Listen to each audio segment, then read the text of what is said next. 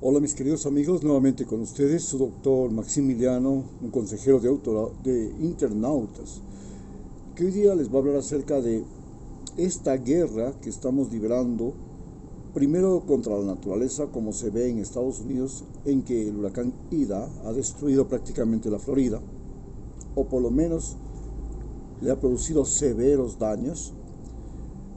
La guerra entre Ucrania y Rusia por la OTAN. Es decir, es una guerra en realidad entre Rusia y la OTAN por Ucrania. Pero en esta guerra, el objetivo fundamental es medir fuerzas entre Rusia y la OTAN. Detener a la OTAN es el objetivo fundamental de Rusia. El objetivo fundamental de Rusia se debe a que la OTAN se acercó mucho a Rusia, comenzó a convertirse en un peligro, pues muchos de los países del este pasaron a pertenecer a la OTAN y los cañones de la OTAN se pusieron muy cerca de Moscú.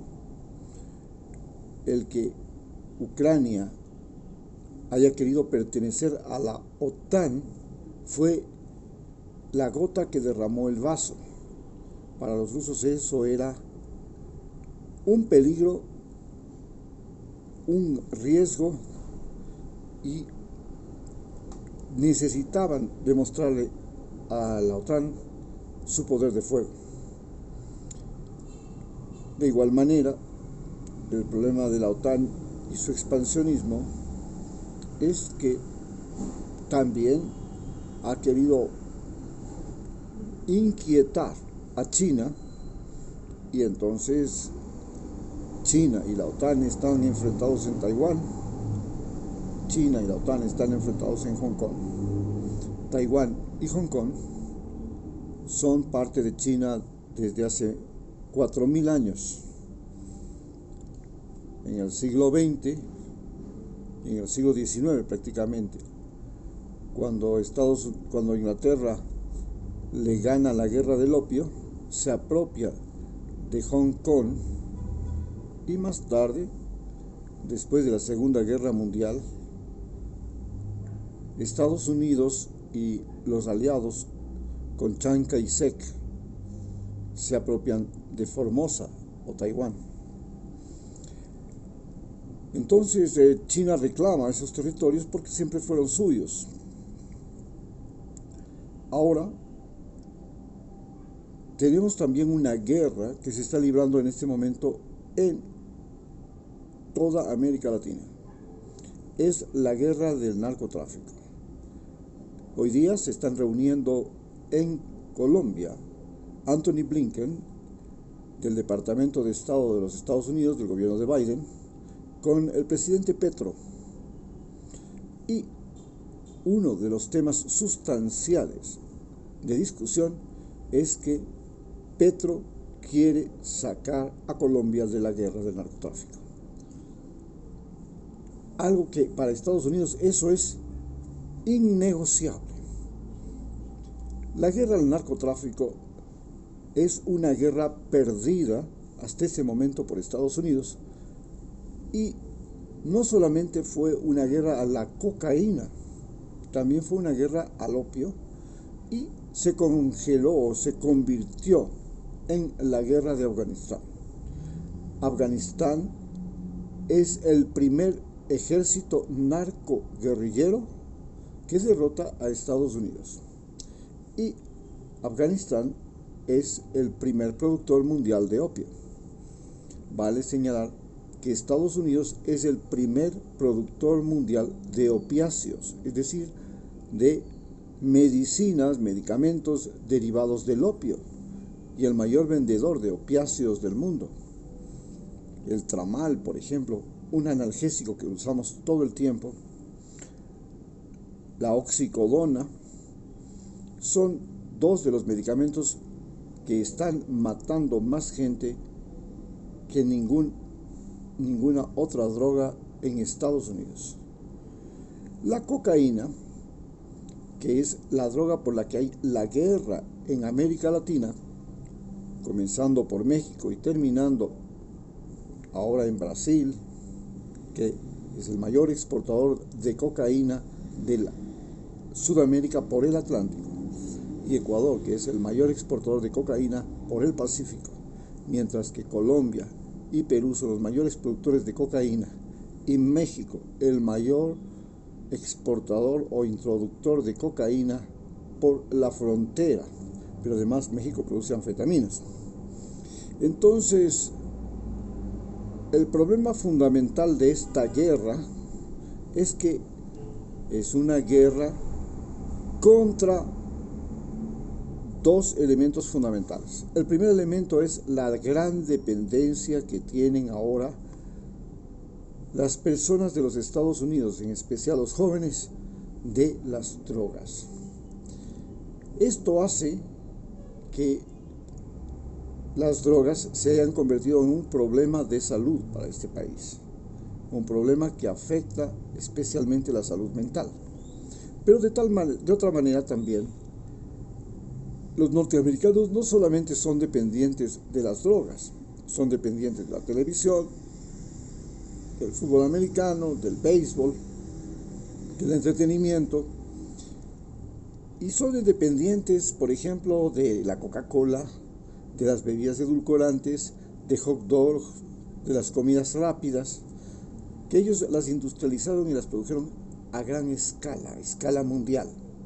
Hoy, la cocaína mata muchos menos personas que las hamburguesas de McDonald's, que la Coca-Cola y las bebidas edulcorantes, mucho menos que el problema del sobrepeso y la falta de actividad, que es lo que se dice que mata la cocaína. En realidad, la cocaína fue la base de la Coca-Cola, y desde 1860, en que se comienza a producir la Coca-Cola, se utilizó la coca junto con una planta de África llamada la cola para crear una bebida que se convirtió en la más popular de los Estados Unidos, Coca-Cola, y ahora es la más popular del mundo. Fue solamente por los años 30 que la FDA prohibió a la Coca-Cola usar coca. Entonces Coca-Cola reemplazó la coca por café. Hoy Coca-Cola es una bebida que concentra numerosas dosis de café, que también es una droga, y al igual que Red Bull, que combina el café con taurina, son estimulantes. Pero Red Bull ha ganado en este momento hasta las competencias en Singapur de vehículos Fórmula 1.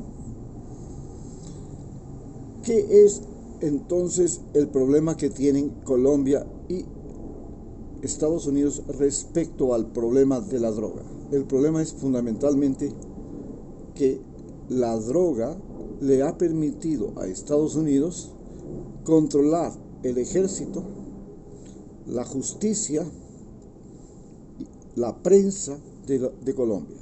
Algo similar que ha hecho con la policía, el ejército, la prensa y la justicia de Ecuador, porque le ha permitido a la FDA, a la lucha antinarcotráfico, a la Fiscalía de Estados Unidos, a la policía, al FBI, a la DEA, prácticamente introducirse dentro de las policías de Colombia, de México, de Ecuador, y manipularlas. Pero además le ha permitido a Estados Unidos tener bases militares en Ecuador, bases militares en Colombia, bases militares en Perú, con la justificación de la lucha antidroga. Y al mismo tiempo, desde esas bases, controla los ejércitos. Y los ejércitos de Ecuador, de Colombia y de Perú han sido los que han puesto y han quitado gobernantes. Es decir, ellos están controlando el poder político, están controlando al presidente. Podemos sin lugar a dudas decir que Ecuador es gobernado por el embajador Kilpatrick, el embajador de los Estados Unidos aquí en Quito, y este embajador no solamente que ha controlado el gobierno de Guillermo Lasso, como lo está haciendo ahora, sino que controla además el gobierno de Lenín Moreno. Controló el gobierno de Lenín Moreno. Es el virrey. El embajador de los Estados Unidos es el virrey en Ecuador. Por supuesto, nosotros también hemos cedido Galápagos, y en Galápagos les hemos dado 200.000 kilómetros cuadrados, pero en realidad el objetivo fundamental de entregarles esa superficie tan enorme, más grande que muchos estados norteamericanos en el Océano Pacífico, ha sido porque Ecuador no tiene la capacidad de enfrentar a las flotas pesqueras transnacionales como la flota pesquera china, que viene con 200 barcos y depreda de manera salvaje el Océano Pacífico. Y ante esta incapacidad tecnológica de enfrentarles a esta flota china, es que Ecuador le ha cedido territorio a Estados Unidos. Pero estamos involucrados en una guerra, y en esta guerra nosotros, los ecuatorianos, estamos poniendo los muertos, que son un montón de personas presas del sicariato, presas de los narcotraficantes, que no solamente ahora contratan sicarios y hacen su ley, además intimidan a la población, piden vacuna, piden crisis, piden protección, extorsionan a cualquier ser humano que habita en este país, sino que además estos delincuentes están perfectamente armados, con una capacidad de armamento tan poderosa que compite con las armas del ejército ecuatoriano. Entonces nos enfrentamos a un gran problema, el problema de que los delincuentes en este momento tienen más dinero y más armas que el ejército, la policía y cualquier vecino de este país. En este momento se discute en Ecuador la posibilidad de que se dé también el libre uso de portar armas como en Estados Unidos, un planteamiento que ha hecho la Asamblea Nacional, porque la gente está desprotegida. La diferencia está en que los latinoamericanos, que cuando llegaron los conquistadores españoles no sabían sino una lengua propia, no tenían lengua escrita, no conocían la pólvora, no conocían la rueda, no conocían los libros, la navegación. Hoy los latinoamericanos conocen el internet, tienen el celular, saben hablar el español y otros idiomas, manejan armas de fuego y tienen una pobreza abrumadora. Esta pobreza abrumadora les convierte a ellos en suicidas, gente que da su vida por cualquier cosa, apuesta su vida y mata al vecino solamente porque le pagan $4,000. Su vida vale menos que los dólares que recibe. Muchas gracias.